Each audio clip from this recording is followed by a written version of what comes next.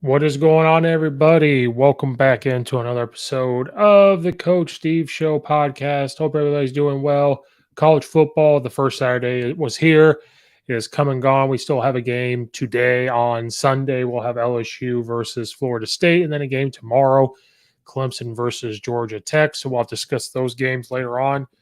But we had a lot of college football and a lot of things to talk about. A lot of things happen that normally we don't always get lucky enough to have all these things to talk about. But there was a ton to talk about from the first couple days of college football. So welcome in, everybody. Make sure you're hitting the like button, subscribe button on the YouTube channel, follow and rate it wherever you get your podcast. But if you please can rate it and review it on Apple and iTunes, it goes a long, long way. Also check out the Belly Up Media Network at bellyupsports.com. Different blogs, podcasts, and everything there for everybody. Something out there, not just sports related. bellyupsports.com. A lot happened in college football. There's a lot to get through. We're not even going to get through everything in this little episode. We're just going to go over different games. There's a lot of games that we're going to discuss that kind of caught everybody's attention, caught my attention. In college football, and then we'll have a different episode for college football week 1 shockers, because we're not even get to the big ones, in my opinion, that were shockers that a lot of people are talking about. And just college football, it's great when you have a lot to talk about. It's great when these type of games happen and there's upsets out there. There's things that should be a little bit of alarming for some teams out there in college football.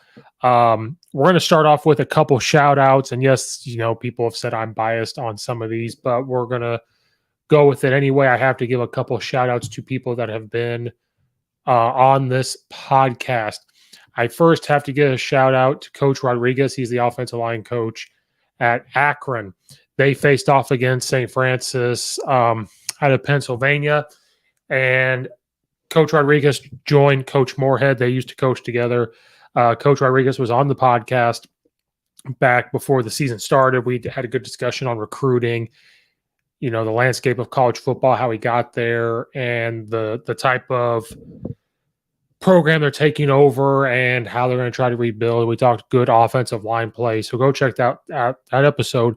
But I have to give a shout out to him at Akron. They pulled away in an overtime win over St. Francis out of Pennsylvania. They won 30-23 in overtime. And so, to some people, that's not a staple win because you're a Division I program. But Akron has not been in a good place, and they're literally rebuilding from the ground up. If you listen to the episode, we talk about all the people, all the players they had lost because of the new program, the stuff they were putting in. And, there's different phrases for that. It's called cutting the fat. It's called weeding out the players that you don't want or need in your program. And that's what Akron is doing at Coach Rodriguez. So to get their first win at Akron is a huge deal for them. And so I wanted to give them a shout out at Akron and Coach Rodriguez there, who is on the podcast and has, graciously helped me out if I want to reach out and ask him offensive line questions. He helps out. So shout out to him and Akron getting that first win, and continuing on to another coach who has been on this podcast many, many times.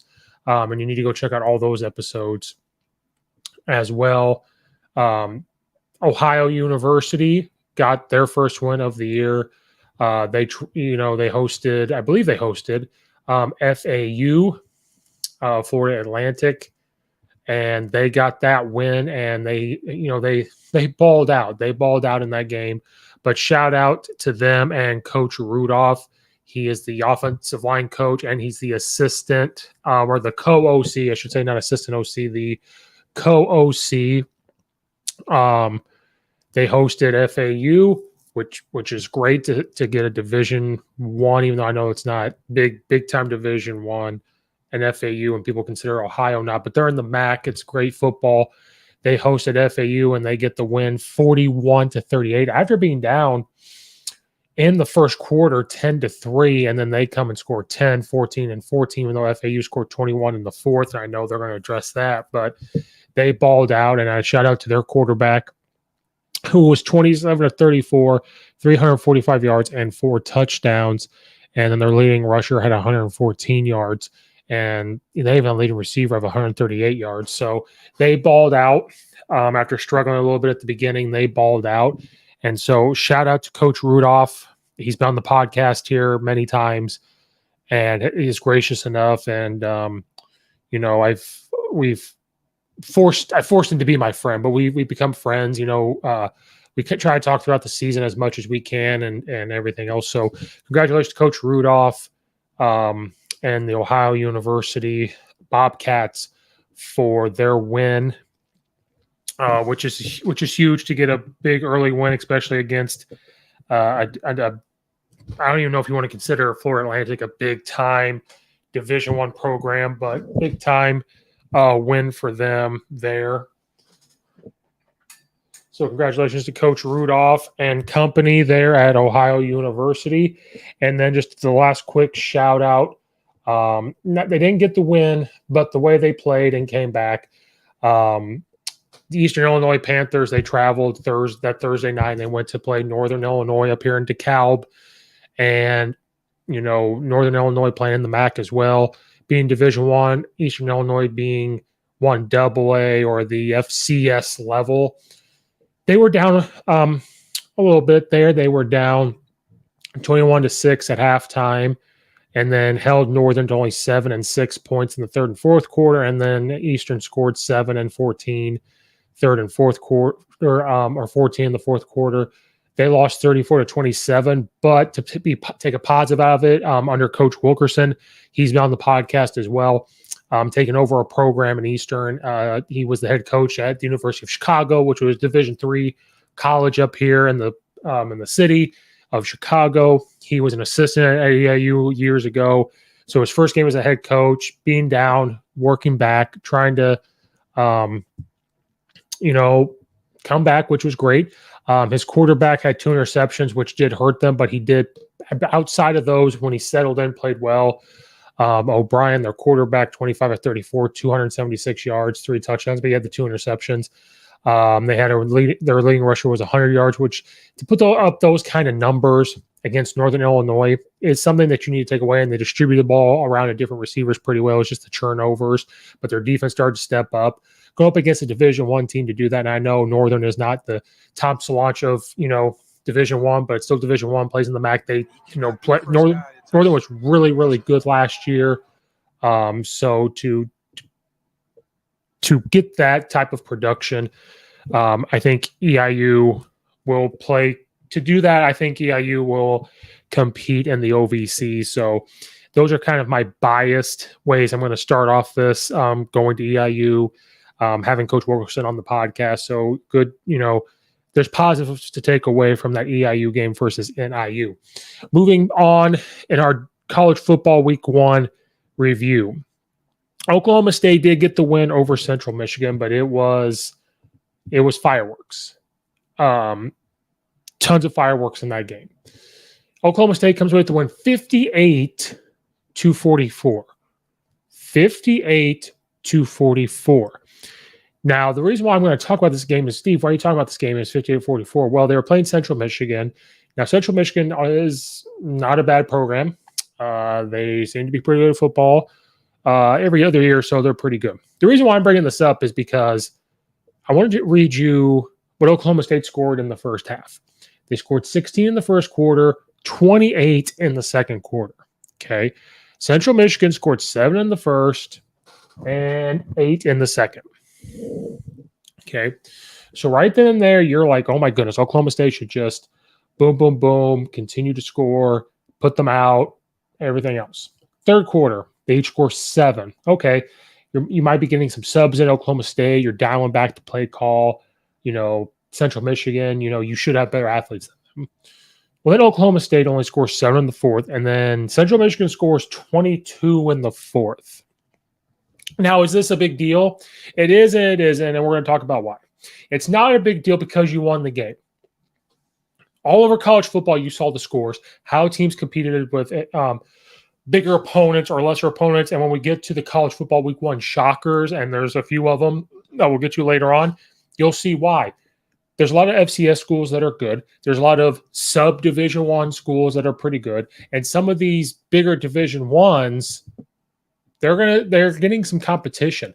You can't just roll over everybody anymore like it was way back when, especially when we had the computerized system and these conferences weren't as big, and there was,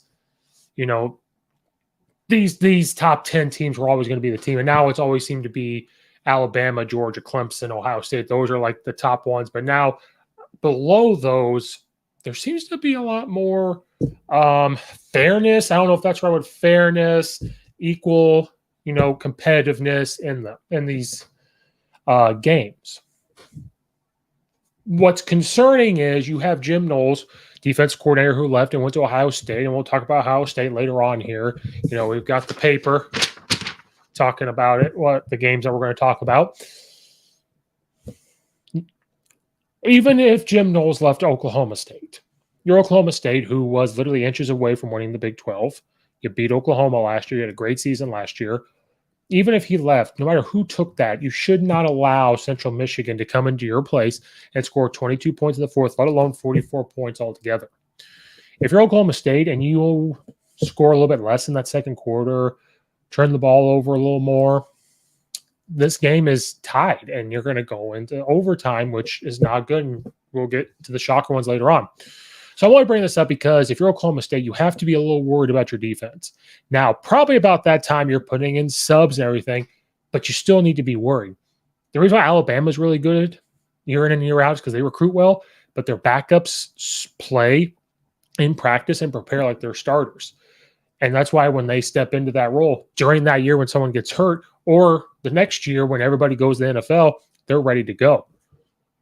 This should be a little concerning to you if you're Oklahoma State. Losing Jim Knowles was tough. That's tough to lose Jim Knowles as your defensive coordinator. Now, you get Derek Mason to come in from Auburn. Great defensive mind. You saw in the first 3 quarters. But even he is probably pissed off about giving up 22 points to Central Michigan. So Oklahoma State's defense is something that we need to keep an eye on. Their offense is fine. Spencer Sanders was phenomenal. He was 28 of 41, 406 yards. He averaged 9.9 yards of completion, and he had 4 touchdowns. Rushing the ball, they could do a little bit better. Dominic Richardson had 61 yards, but then Sanders chipped in with 57 yards. But they need to get that run game going. But if Spencer Sanders is going to give you 406 passing yards, you're going to do it. If Brandon Johnson's going to catch the ball like he did in space, get 22 yards per catch with 133 yards and a touchdown, cool. But then you allow Central Michigan's quarterback to throw for 424 yards, 4 touchdowns, and you allow a wide receiver to have 126 yards. So if you're Oklahoma State and you're Derek Mason, you're pissed off and you're starting to wonder, your starters seem to be okay, but you need to have a come to Jesus moment and say, this is not how we play defense here at Oklahoma State. And you're going to have some things that you need to address in that defense. The offense is fine. You're going to have to address that defense at Oklahoma State. And Derek Mason's going to have to get that figured out. On to the Big Ten. On, I believe it was Thursday or Friday night, Penn State traveled to play Purdue. Big Ten matchup. I love how these conferences, some of them already having a Big Ten game, whether it's week 1 or week 0. They're playing right away. Penn State traveled to Purdue. People are very high on Purdue because they bring back a lot of offensive production. They have their pro-style passing attack that did very well last year. Purdue had a great season last year. We talked about them in the Big Ten preview, but they went 9-4 last year, and the over/under win total for them is 7.5. Penn State did not live up to their standards last year. They went 7-6 last year. They had some injuries, especially at the quarterback position. The over/under win total for them was 8. We talked about that already. Penn State came away with a very close win, 35-31, and they were up big. Penn State scored 0 points in the first, and they scored 0 points in the third. But in the second quarter, they scored 21, and then in the fourth quarter, they scored 14. Purdue struggled scoring early. They only had 10 points at halftime, but then they came out blazing and had 14 points in the third and got the game close, and then only scored 7 in the fourth. Penn State just kind of stayed the course. Their defense gave up some plays, the bend, don't break. They tackled better than what I thought they would at Penn State. Purdue, they got to figure out their run game. They're going to rely heavily on Adrian O'Connell. He had 356 yards of passing, but he had a touchdown. And so that's that bend, don't break kind of defense that Penn State's going to have, saying, okay, if we can be physical with the wide receivers as they get closer to the end zone, we're going to be just fine. Penn State, though, has to figure out a run game to help out with that pass game. If you're not going to run an air raid and be like Mike Leach and you have this pro-style passing attack, you can focus on just passing the football.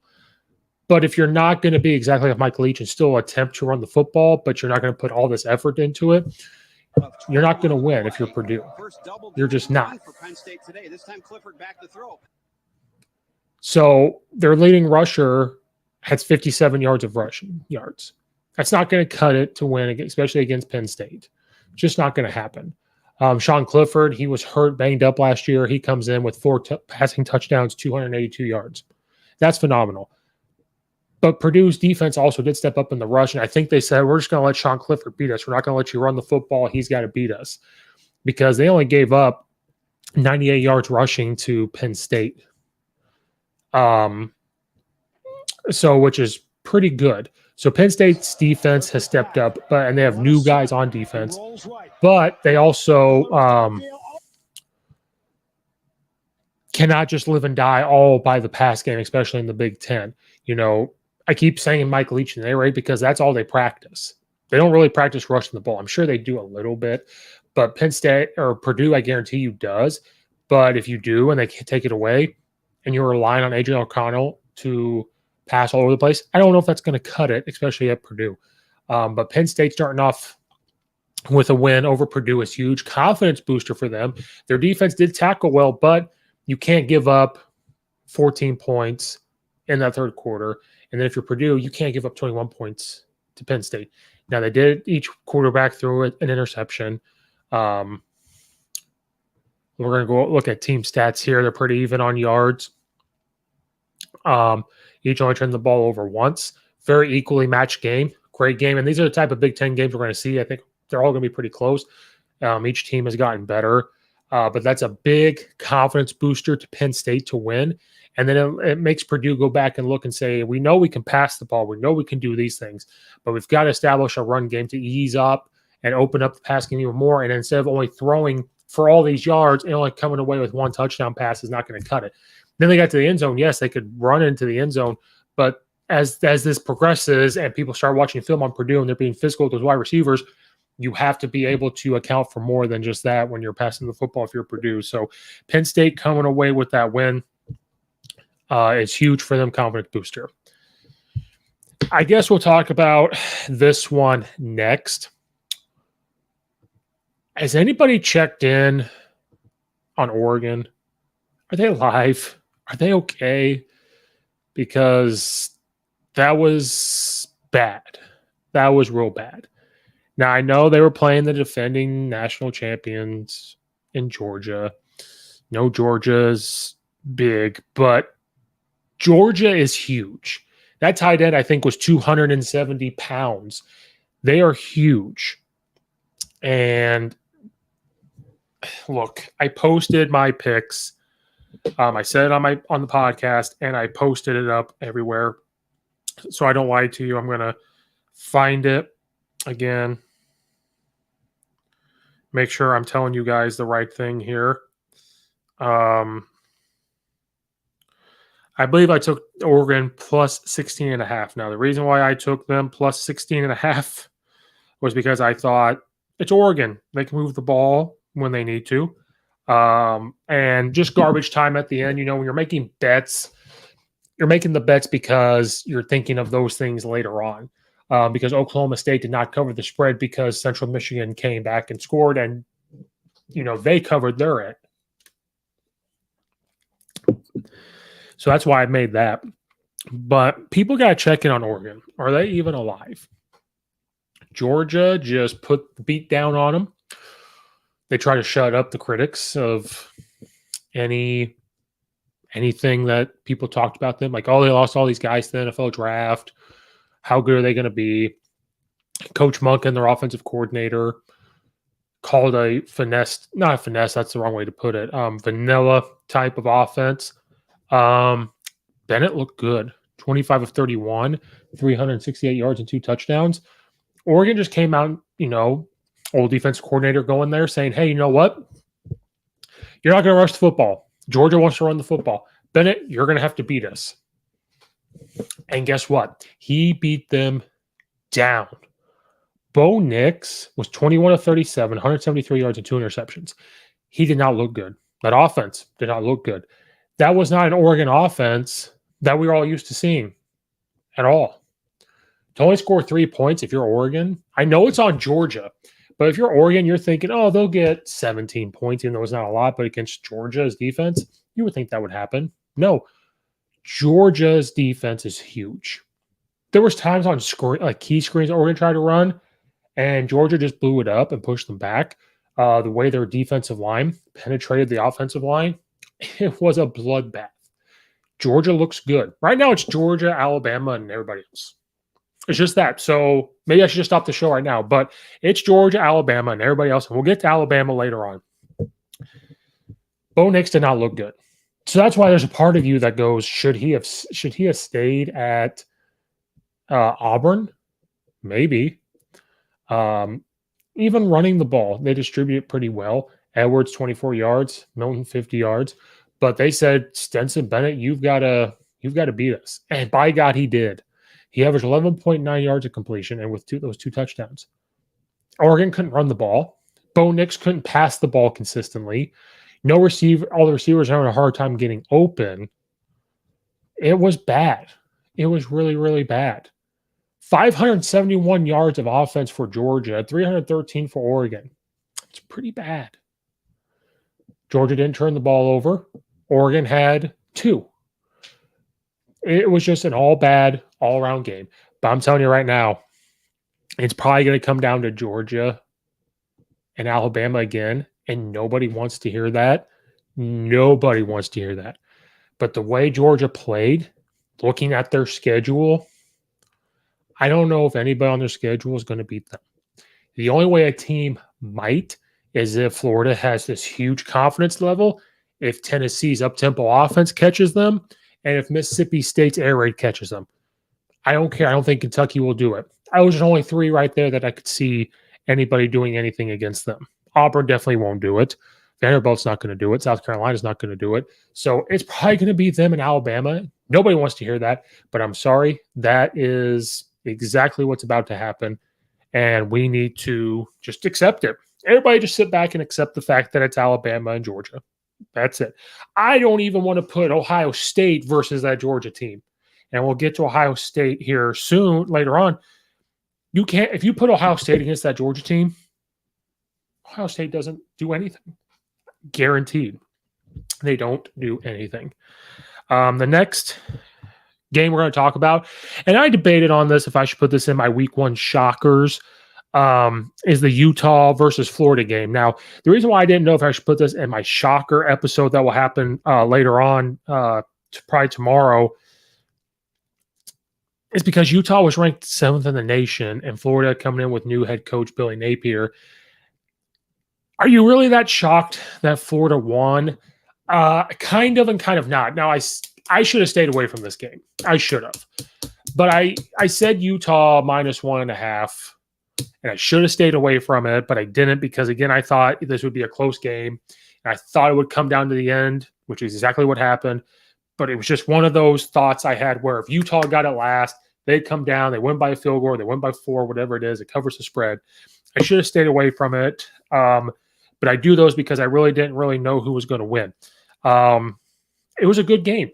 Utah, you could tell. I think there was a video of people like throwing up and having a hard time because they're playing in altitude. But if you go down to Florida and it's humid and they're not used to the humidity coming from Utah, they're going to struggle. They're going to not play as well as Florida is in the swamp. And Utah's a good team. They're ranked number 7 in the nation for a reason. People were picking them to go to the playoff. Losing to Florida, I think that kind of wipes it out. Now they still have a chance, but it all depends on how Georgia does, Alabama does, Ohio State does, who they lose to. So Utah, there's a glimmer of hope. That window is still cracked open for them to get to the playoff. But I think it's gone. They lose a close one to them. They lose to Florida 29-26 because they allowed Florida to score 15 in that fourth quarter. It was an evenly matched back and forth.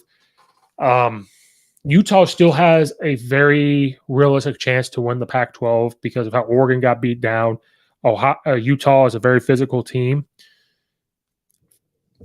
Coach Napier coming into Florida kind of shows the cultureness that he was going to bring in to get the guys to play for him. Dan Mullen is a great offensive mind. Nobody will ever deny that. Watching what he did as an OC at Florida, watching what he did with Mississippi State, and even the stuff he was doing on offense while he was the head coach of Florida, you can't deny he was a great offensive mind. Great offensive mind. That's why he was being talked about going to the NFL. Great offensive mind. It was culture. It was getting the guys to play and believe and everything else. So some people criticized the Billy Napier hire to Florida. And I said, this program, what they need is a guy to come in that's going to recruit well, that relates to the players well, and that's going to get them to play tough. Playing tough can overcome some talent, unless sometimes you're playing Alabama. But it just creates a way to win when you get them to play. And that's what Coach Napier brings to the table when he's at Florida. That's exactly what he's going to bring. And it showed that Utah is number 7 in the nation for a reason. And I didn't put this up there in like a shocker because you're Florida. You are an SEC team. You're supposed to beat Pac-12 teams. You're supposed to do this type of stuff. And they did. So that's why this wasn't a huge shocker for me. Anthony Richardson played well, 17 of 24, 168 yards, and managed the game well. And people were really shocked by this because of last year. But last year, I said this about Florida. When you rotate in 2 quarterbacks in a game, it makes it very, very tough to get a rhythm going. I've never liked putting in 2 quarterbacks. The only time I ever would sit here and say, let's put in 2 quarterbacks, maybe, was when Florida had Chris Leak and Tim Tebow. Tim Tebow would come in the goal line package because you really had to sit there and decide, well, are we going to go after him because he's running the football? Are we going to drop back because he can kind of pass? Outside of that, I don't really like it. You need to play a quarterback the whole game, and if he's just not getting done and you play the other guy, you got to stick with the other guy. You can't play him for a quarter, then play another guy half of a quarter, and then bring the other guy in. If you let Anthony Richardson last year be the guy, be athletic, run the football off his own reads and everything else, it's great because he was also the leading rusher. He had 106 yards rushing, and he could have had way, way, way more. There was times on his own reads, the defensive end for Utah didn't, he flew up the field and they had no outside backer. He could have pulled it and ran. They could have ran power read stuff. And I don't think Florida was holding back. You talk about some of these other games, you think that they're holding back in their offensive playbook because they want teams to see what they do. I don't think Florida is in that position to do that because they're trying to rebuild. They're trying to get up there and compete in the SEC once again. And you're playing the number 7 team in the nation. If you let Anthony Richardson do his thing, it's going to put defenses in a bind because you have to decide, do you want him to beat you by passing or running? And he can do both. And then he starts running, get you sucked up, get thrown over the top. So great for Florida to see them back. I like Utah. I think Utah could probably win the rest of their games. Utah is probably going to win the Pac-12. Just looking around the Pac-12, I think they could beat USC. I don't think USC is going to be quite there yet. Looking at Utah's schedule, it's very realistic they could win. The only teams in there, again, is Oregon and USC, but that can maybe beat them. But I still believe in Utah. They can win out the rest of their games. I didn't put this in my shocker because, again, Florida is supposed to do those things. But Utah still cannot win. But first win at Florida for Coach Billy Napier. Congratulations to him getting his first win there at Florida. But again, Florida, they're supposed to do this stuff. all you football coaches out there, it's not too late to still be looking up drills. I know we're in our football seasons, going into our football seasons, but it's never too late to get back to the basics. And Coach Stone has done just that by creating his Back to the Basics drill manuals. So if you go to CoachStoneFootball.com, click on Back to the Basics drill manuals, there's drills out there for everything: special teams, offense, defense, strength and conditioning, everything. He has done all the work for us to be simple, to get these drills to help us. You could be using them in youth, high school, and even college. We make things too complicated. We need drills that are simple and back to the basics. His very first book is over 500 pages of drills. So go to CoachStoneFootball.com, click on Back to the Basics drill manuals, and let's get back to the basics. Thank you, Coach Stone, for sponsoring the podcast. Football coaches out there, do you ever stop and think about all the hits your big guys are taking in the trenches, your D-line, your offensive line, because they hit each and every play. And that's why it's the best position in football. But they take a lot of hits in practices into the game. It's a lot of hits they're taking, a lot of blows.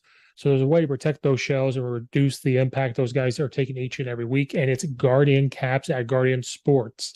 It helps reduce the impact by up to 30%, which is huge. So there's a way to protect the helmets, protect those guys. Again, that's Guardian Sports. If you go to guardiansports.com/guardian-caps and you use the code 15 off, it's going to save you 15% off your order. There's different colors out there, and it doesn't matter if you buy 1, 2, 3, 4, 100. Doesn't matter. It's worn by over 5 NFL teams. More NFL teams are adding more and more each day, and you're seeing on TV. And over 200 plus colleges. Again, you're seeing colleges left and right get them.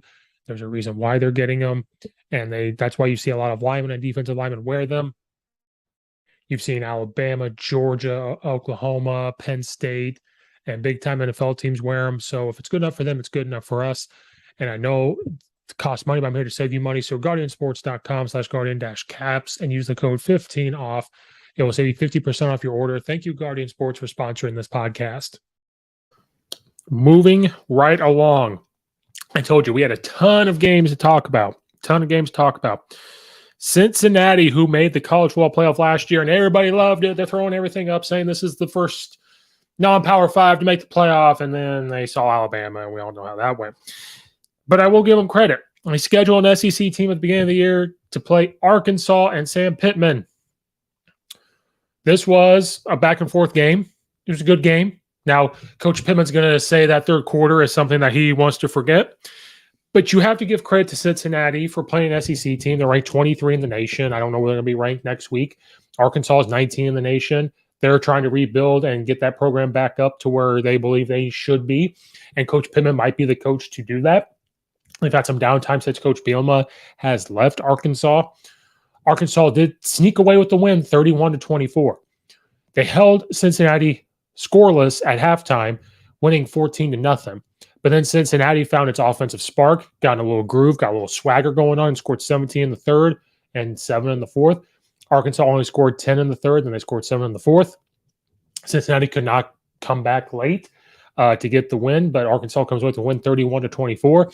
And we talk about this because people thought Cincinnati could go in and make a statement win and then go on to be undefeated and make another run to the playoff. People also wanted to talk about this game because if you're Arkansas, there were some games last year you let slip away to even improve your record from last year. You have a talented guy at quarterback. All the staff members came back, and that says something about Coach Pittman when they come back. They had offers to go to other places and make way more money, but that says something about Sam Pittman and the culture he's creating with the team, with his coaches, to say we're all going to come back. We're going to make less money at Arkansas than going to other places, which says a lot. And Coach Pittman's going to get a lot out of his players. And it showed. Their quarterback is talented. KJ Jefferson had 3 passing touchdowns and a rushing touchdown.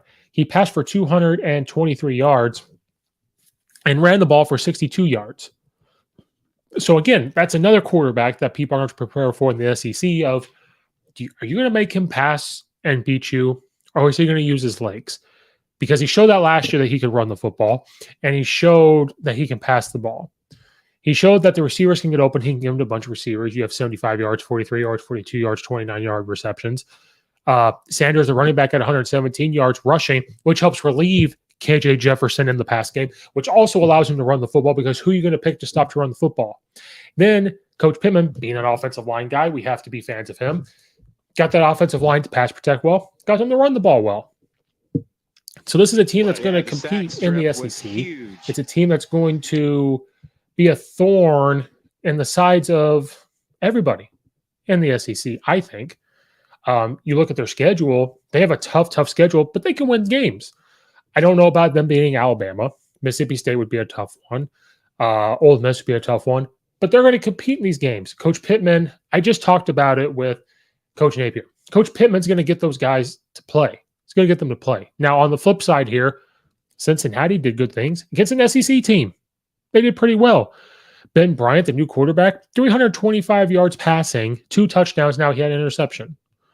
Now, they just could not get the run game going against Arkansas's defense. So Arkansas said, you're not going to run the football. You have to beat us passing. And that's what they did in the third quarter. Got a ton of passing yards. Cincinnati's going to do just fine. Doing this against Arkansas, they're going to be just fine. Looking at their schedule, it's set up again to have another good year. Now, obviously, you're not going to go undefeated. I still think there's a game or two in there they could lose. And the 2 games they could lose there are Indiana or SMU or UCF. Those are the games that they could possibly lose. They're not going to make the college football playoff. I'm sorry to tell you. If they beat Arkansas and they went undefeated, they would have another case to go to the college football playoff, but they're not. I don't know if we're going to see a non-Power 5 make the college football playoff this year. Cincinnati could have been that team. I don't know if there's another team out there that's going to do it, but it's not going to happen. But Cincinnati is poised to have another great year, and Cincinnati fans just have to enjoy it. And then Coach Pittman at the end, he just needed a cold beer. That's all he needed. And everybody loves him. He's a fan favorite. So first win of the year for Arkansas. Now, we're not going to talk about this game long. Just going to bring it up. The Alabama Crimson Tide. First of all, they wiped the floor with Utah State. Utah State's not a pushover. They won their conference last year. Alabama looked like they were playing the Little Giants. They beat them 55-0. They had 24 points in the second quarter, 17 in the first, 14 in the fourth. Now, they scored none in the fourth. They had their second, third stringers in, and I'm sure Coach Saban is pissed off that they didn't score. I don't think he wanted to try to score and do all that stuff, but he also wants to coach them up. He wants to get them to play hard. And when you don't score, it's hard for them. He wants the backups to be ready to go. And I'm only bringing this game up. People have said this is one of the best looking Alabama teams they have seen in a while. Some say ever, but I don't know if you want to say ever because Coach Saban has had really, really, really good defenses in his time at Alabama. They looked angry. They looked really angry. They are going to be motivated from last year. Losing to Texas A&M pissed them off. Losing to Georgia pissed them off. And if they continue to play angry and continue to play with this motivation, it's not good for anybody playing them. It's not. Are they going to have some close encounters? Probably. It's the SEC. It's a crash course for Alabama and Georgia to play in the SEC championship game again. And then whoever loses will make the college football playoff if they're undefeated. It's going to happen again. And I'm sorry. And we haven't even talked about the college football expansion. That's a whole nother episode. I'd rather talk about the games. Alabama just looked angry. Alabama looks to me like they're on a mission. They're on a huge mission. And that's not good for people they're going to play at all. And people aren't going to like it in college football because they're going to make it again. But sorry. Bryce Young had no problem running the football, had no problem when the pocket broke down to take off. Looked like a Heisman Trophy candidate once again. He had a rushing touchdown and 5 passing touchdowns. He looks like a Heisman Trophy winner once again. He was 18 of 20 on his passes, 5 carries for the 100 yards, so he averaged 20 yards every time he took off. And that eases pressure off of everybody, opens up the pass game. Now, was Utah State going to do anything against them? No. But I just want it to be on notice that Alabama looks mad. They look motivated. I'm sure Nick Saban's motivated. Losing to 2 former coaches last year motivates him. Not winning the national championship and getting that done motivates them. They're playing angry, and that's not good. And I'm sorry for all you college football fans.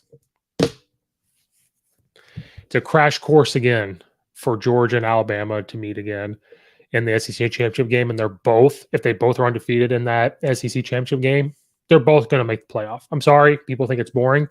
Beat them. Somebody beat them. I'm sorry to tell you. Let's talk about the primetime game that happened Saturday night.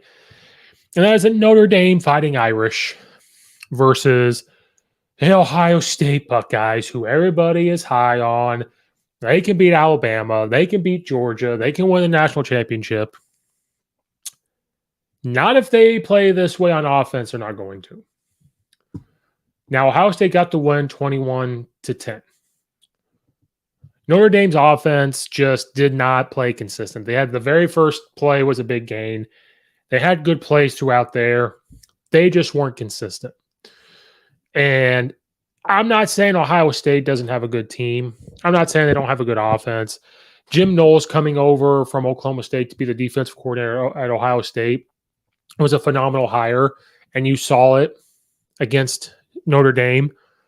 Their defense played much better. They tackled much better. I think they have better defensive schemes instead of sticking that straight 4-4 all the time. It looked a lot better.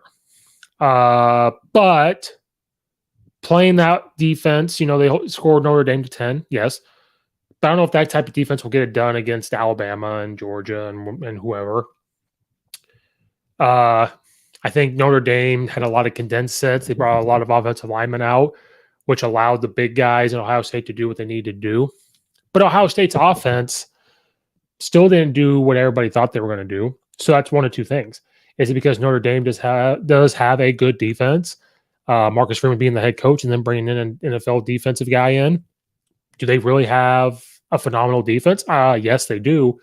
But I also think if CJ Stroud does not play well and they lose whatever receiver's name, if he doesn't play well, they have to distribute a little bit more. That's the thing with Ohio State. Not all Ohio State guys do phenomenal in the NFL. I'm a Bears fan. I wasn't huge on Justin Fields, but at the end of the day, I hope Justin Fields does well. But quarterbacks Ohio State don't always 100% transfer to the NFL because of the offense they run in Ryan Day's system. And with Ryan Day's system, he's a phenomenal offensive mind. But you'll see them overthrow things. I think he tells them who to throw to on certain plays.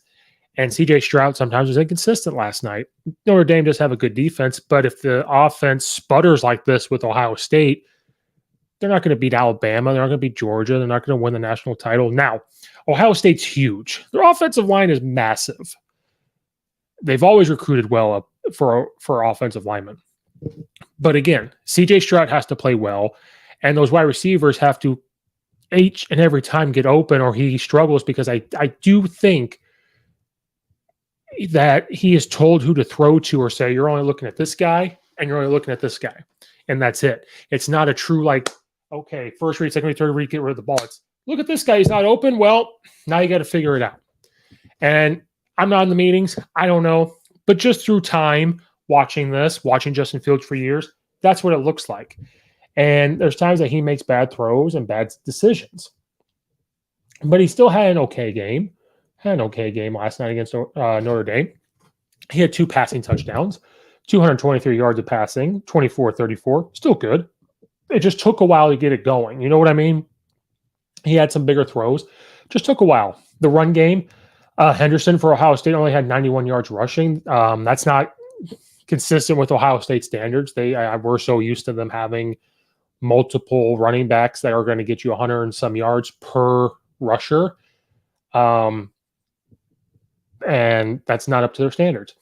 Notre Dame's defense held up, but eventually it's going to break, especially on offense when you're inconsistent. Their new quarterback, Tyler Buchner, he was 10 of 18 for 177 yards and no touchdowns.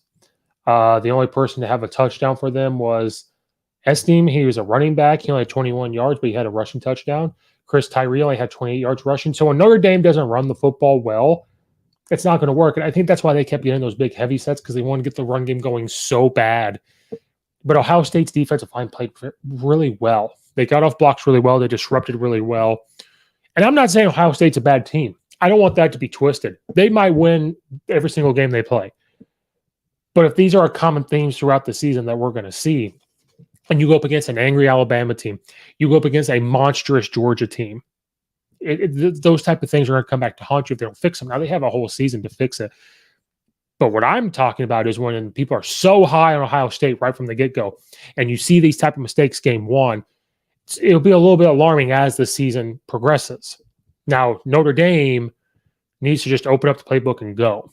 They have talent. So the offense for Notre Dame, I don't know if worry is the right way to go about this yet, but you have to be a little bit worried. They tried to hold the ball away from Ohio State. Now, nobody turned the ball over. Notre Dame had the ball for 27 minutes.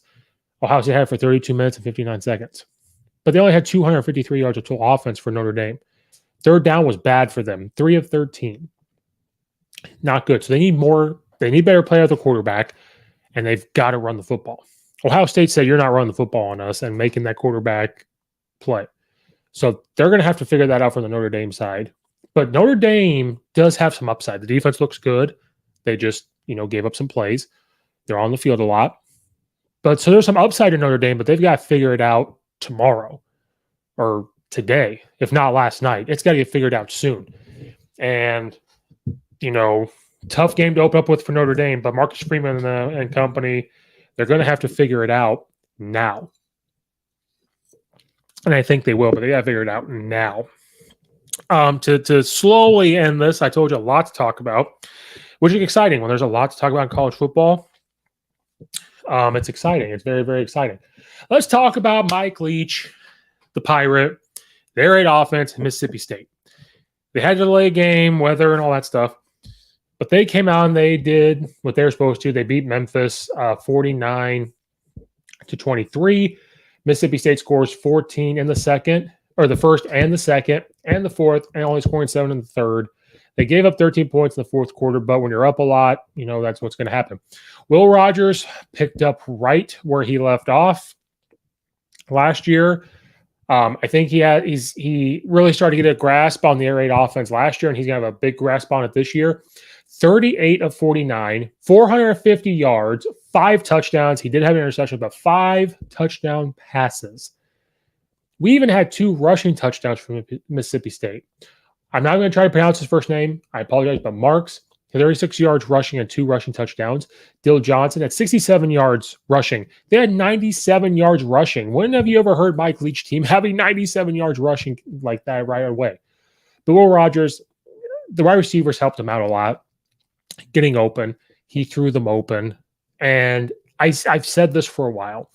When Mike Leach takes over a team, it does take a little bit for a quarterback to grasp the air raid and fully see everything. And especially unless they're really like an older quarterback. When if you get a transfer and he's an older quarterback, might be able to figure it out.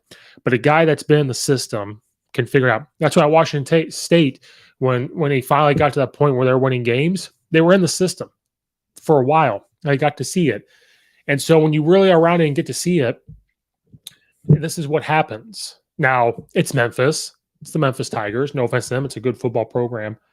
But I'm just saying, this is what they're supposed to do. This is what it's supposed to look like. And I said when he got there, it's a team that was recruited to be more of a run, RPO style of offenses. So he's got to get the pass protection drilled into the offensive line. The wide receivers, the way they run routes, has to be drilled in. The quarterback, the way he's progressing, has to be looked at. And this is what's going to happen when it's finally starting to click. So Will Rogers looked good. The defense looked good when you held a team to 23 points. Does good. They have a good defensive coordinator. They have good defensive players. So I think Mississippi State, if they continue to grasp and take these steps forward, going to be pretty good. So Mike Leach is getting that air raid system going. Now, Mississippi State does have a tough schedule, especially when they get to Texas A&M, Georgia later on, Alabama, Ole Miss. But This could be the type of year you would see, especially when he was at Washington State, a little bit later when he was at Texas Tech, those type of seasons. This could be that breakout type of season because of having Will Rogers, because the wide receivers have been in the system for a little bit. The assistant coaches are really grasping on what he wants to do. So I would be watching out for Mississippi State this year in the SEC, especially when everybody is finally kind of getting that grasp on what he wants and what they're trying to do. We're not going to spend too much time on this next one because there was a delay game in this one too. But Texas A&M was in the news a lot in the offseason.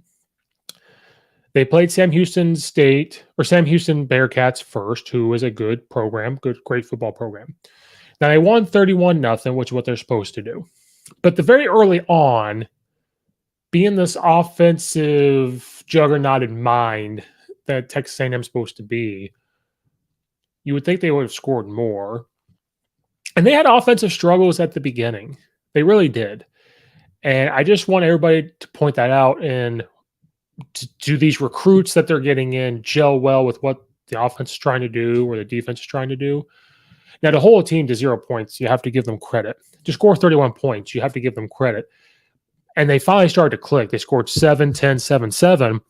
But did they not open up the playbook? Which I always find to be weird if you don't open up some of it. Who cares if it's on film? People are going to find it on, it doesn't matter. Just open it up. But the struggles they had on offense at the very beginning was a credit to Sam Houston, but they're supposed to be this great offensive team this year, and having the struggles that they did should be somewhat alarming. Now, when you look at the numbers, you're going to say, Steve, what do you mean struggles? Because Haynes King had 364 yards passing and 3 touchdowns. Yeah, but he also had 2 interceptions. Running the ball did not go well for them at all.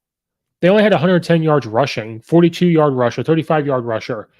So being this team where they do run the football, which opens up the pass for them, that's something that later on might affect Texas A&M because of the struggles they were having early on.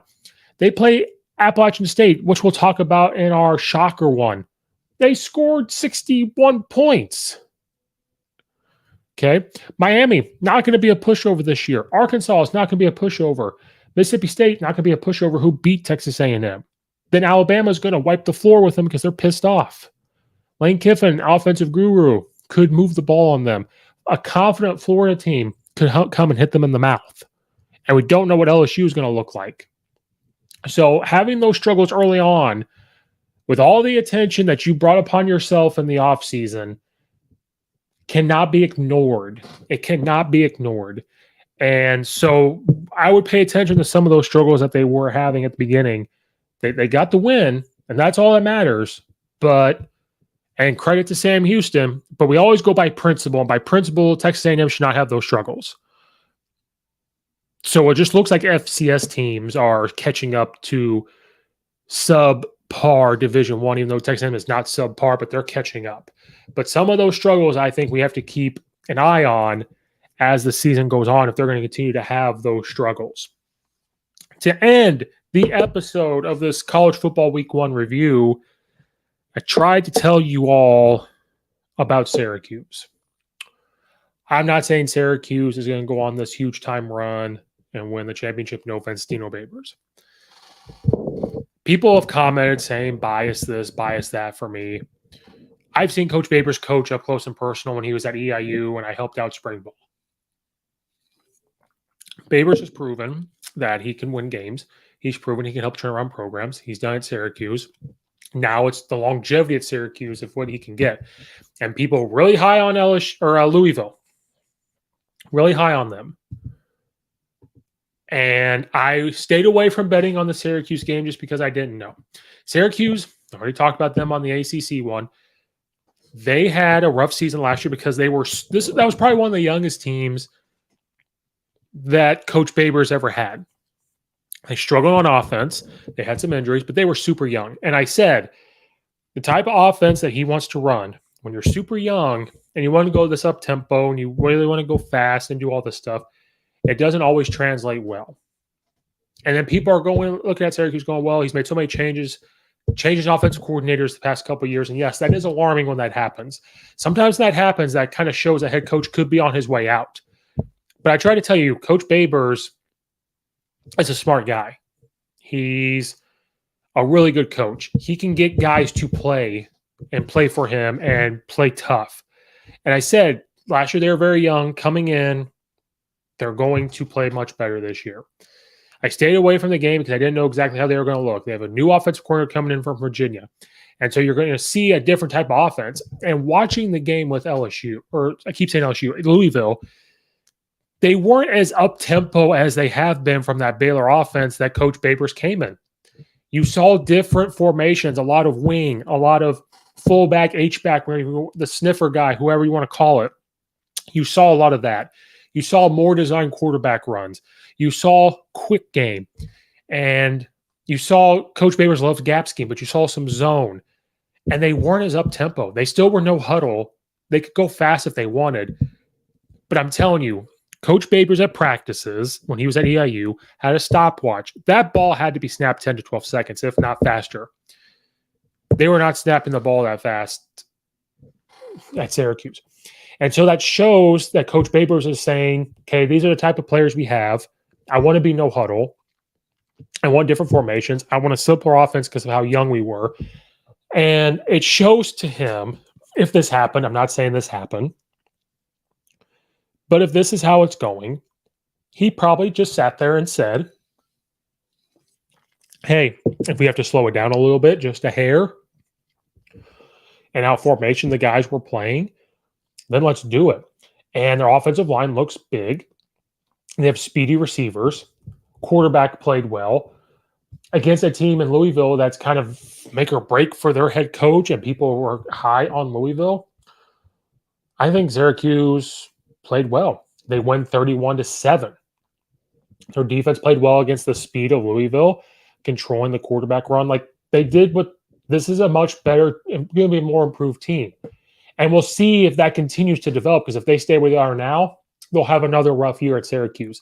But I tried to tell you that Coach Babers, now I didn't predict that a team would snap the ball this slowly compared to what he wants. And the change that they were making there, I didn't predict that.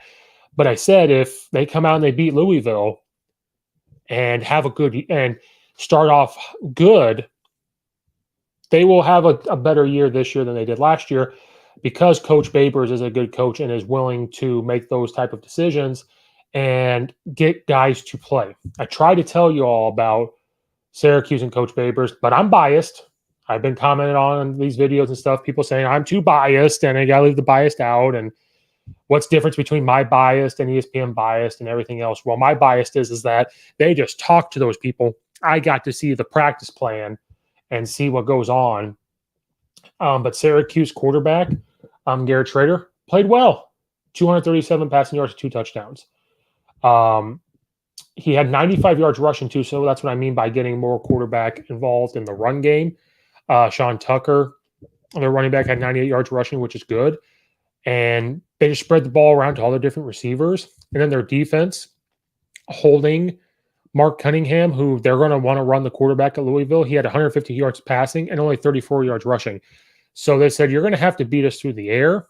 And he had 2 interceptions, no passing touchdowns. So they were going to control the run game and say, you know what? You want to move the quarterback around. You want him to run. Yeah, he might break away sometimes, but we're going to make him pass. So it all depends on who they're going to play.